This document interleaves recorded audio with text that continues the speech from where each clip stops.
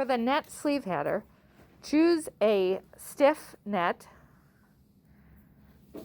and slide the pattern under the net, and then mark the net with a pencil.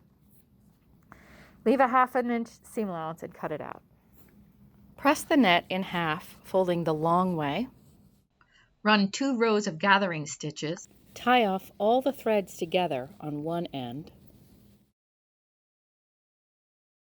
Split out the top threads and the bottom threads and pull from one side. When it's pulled up to the right length, for our purposes for this sample that's about 6 inches, tie off the other end.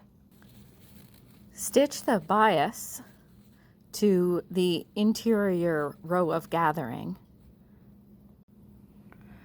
Press all the seam allowances away from the header and trim down to 1/4 inch.